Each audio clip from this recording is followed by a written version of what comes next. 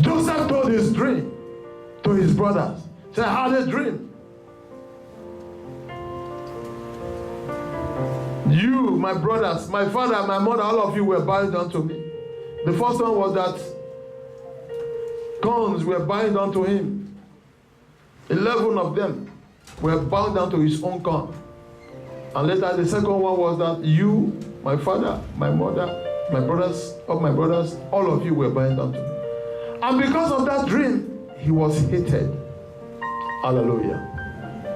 He thought because of the positivity of that dream, his brothers will share in his testimony. But he didn't know that it will lead him to a very big problem. We all know the story. At a later stage, we saw that he was thrown into the deep hole. And later, some say, oh, let's not leave him. Let us sell him to these merchants so we can gain from him. Let's not just leave him alone. Hallelujah.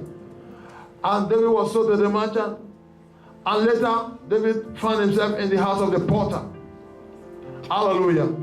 And before he knew it, because of his goodness, because even though he was in this situation, God, the Bible records that God was with him. So that's why I'm going to tell you right now, even in your situation, I want you to know that God is with you.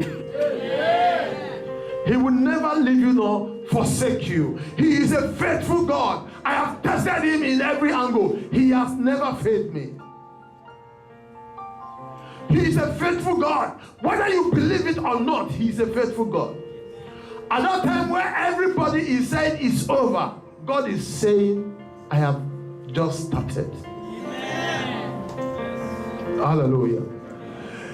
You may feel very sad. You may say, oh, I don't know what to do. I am tired of this situation. God is asking me to tell you, you shall be comforted. Hallelujah.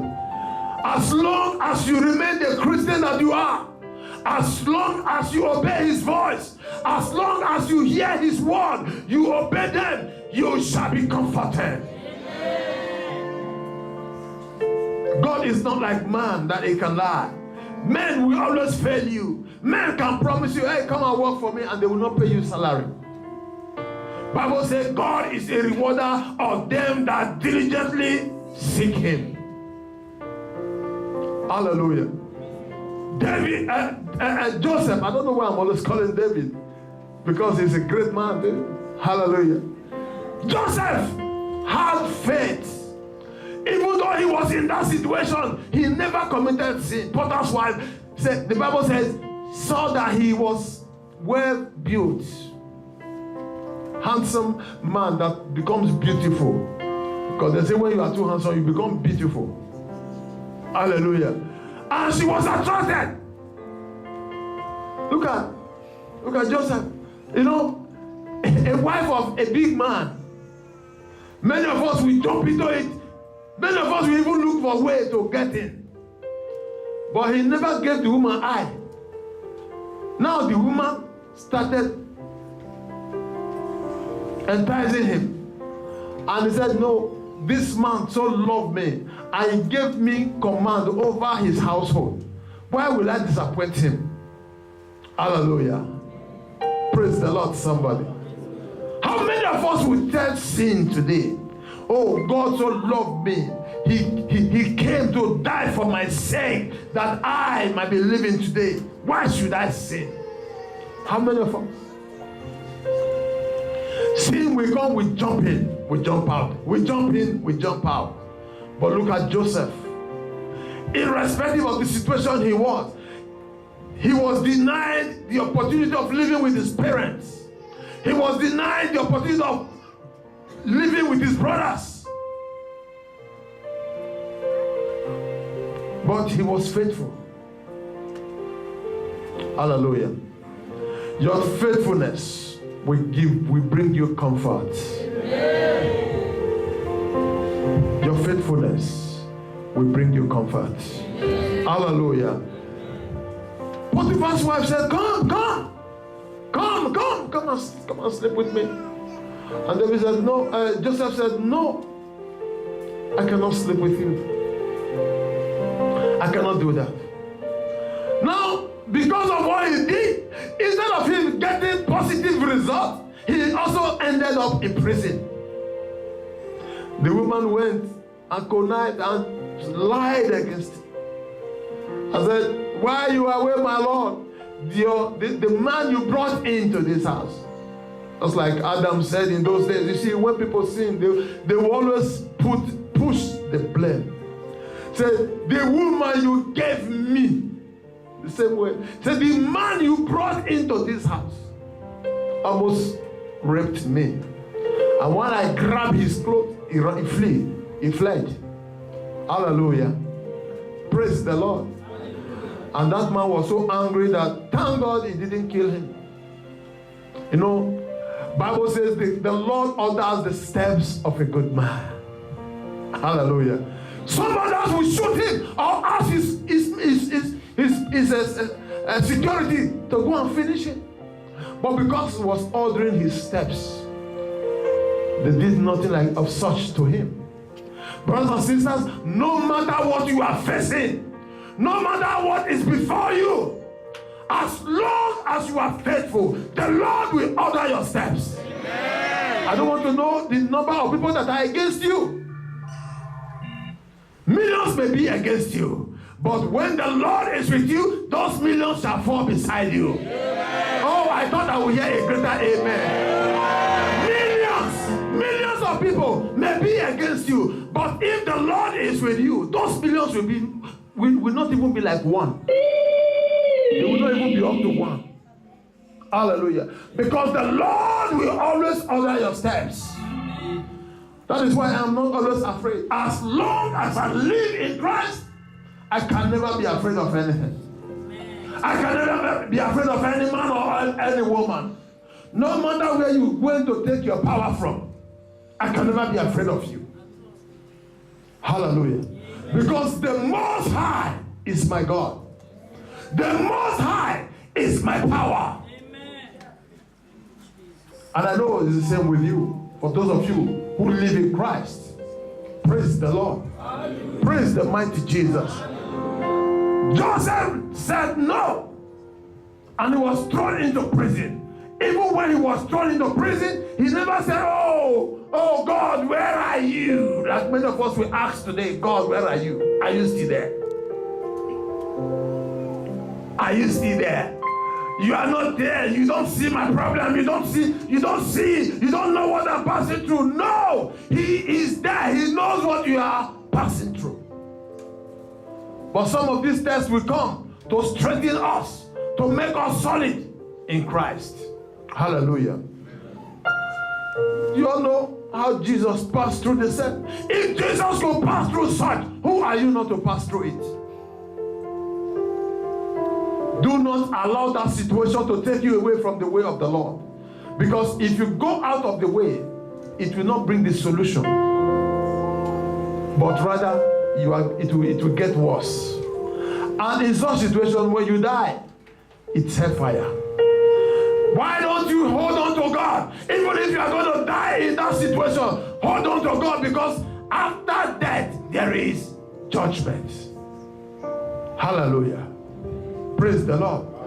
It is better to die and enter heaven than to be alive and be preparing for hell. Hello? I don't know if you understand me. What is the essence of a miracle? Oh, they get their miracle, and that miracle will lead you to hell. What is the essence of it? What is the essence of opening the eyes of a blind man? And after he opened the eye, he will now begin to sin and go to hell. Is it not better to have lived a blind man so go to heaven?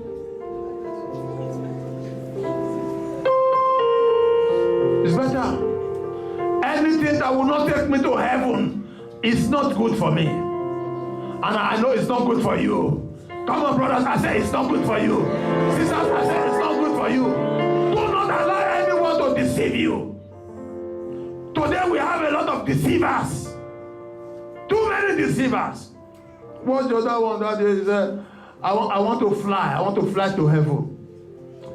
Members were begging him, don't fly. Hello, I want to fly. I be, no, beg me, I don't fly.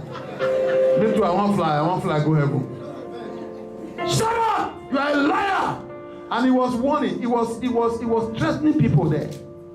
Say, I know many of you are going to write something against me. I know many of you are going to write something against me. If you write something against me, I will punish you. I give you 3 days. Who are you to threaten the children of God? Liars in the house of God. Liars in the house of God. Deceivers in the house of God. Have you ever seen anyone who flies to heaven?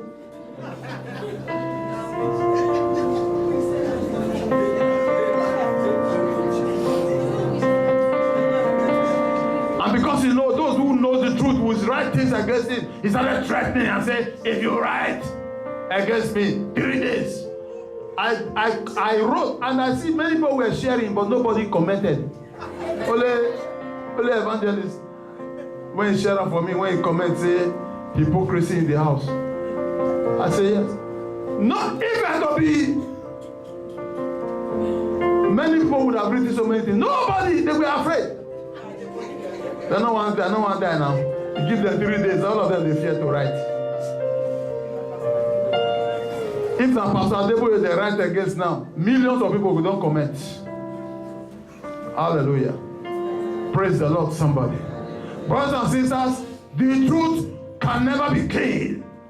The truth, the Bible says, trample upon the truth, slap the truth, kick the truth will stand. No matter what you do to the truth will bounce back. Hallelujah. Let's just continue. Let them continue to do what they are doing. Joseph stood on his ground. Even right there in prison, the Lord visited him. Hallelujah. Praise the Lord, somebody. Bible said the Lord was with him. The Spirit of God was with him. And can you imagine? There was a problem that nobody could solve except somebody in the prison. That is because he was favored. Hallelujah. If the favor of the Lord is upon you, brothers and sisters, I don't know how to describe it. I don't know how to describe it. If the favor of the Lord is upon you, no matter where you are, you may be deep down in that situation. You may be deep down in that problem, but the favor of the Lord will take you out. Hallelujah. That is what happened to Joseph. The favor of the Lord appeared unto him. And he said, you are the only one that can interpret this dream. And he was able to interpret it and became the prime minister of Egypt. You know, when we talk about Egypt, many of you will not understand because of the Egypt you are seeing today. Hallelujah. But the Egypt we are talking about those days was the #1 economy in the world, the superpower of the world. Amen, somebody. The superpower that every kingdom will want to defeat. America wasn't there in those days. Russia wasn't there. The big superpowers now, they were not there. In those days, you talk about the Egypt, we talk about the Israelites, you talk about the Roman Empire. These were the people that were ruling. The Greek. Hallelujah. These were the people. But today, where are they? They have gone back. And new people have taken over. Hallelujah. Brothers and sisters, Joseph stood his ground. Joseph had faith in God. Joseph, the dreamer, his dream came to pass. He worked out his dream. He never ran out of his dream. And at the end, he became a prime minister. And he was proud to tell everyone he was a servant of God. He was proud to tell everyone that he feared God. At the time, When his brother got to know him, he asked them to come over. They were afraid that, oh, maybe he's going to avenge their crime. Hallelujah. But Joseph told them, I fear God. Brothers and sisters, do you fear God? He said, I fear God. And that gave the brothers confidence, the parents confidence to visit him and go and live in Egypt. We all know the story. Praise the Lord, somebody. Brothers and sisters, I am telling you today, God knows that situation. God knows what you are passing through. And God said, I should tell you that He is visiting you. He is comforting you. He's taking you up. He's lifting you up. He's taking you out from that deep dark. He's taking you to the mountain top. In the name of Jesus. Do not be weary. Do not say, oh, this situation has overwhelmed me. Do not say that, because many people have passed through such situation before you. If the situation could not overwhelm them, why would you want it to overwhelm you?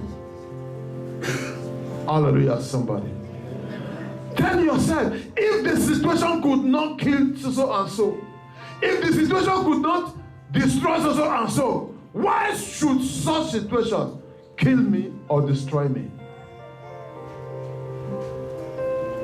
So I'm here to announce to you that God is about to take you to a greater height. You know, anytime there is a temptation, anytime you pass through such things, is an avenue for you to be blessed.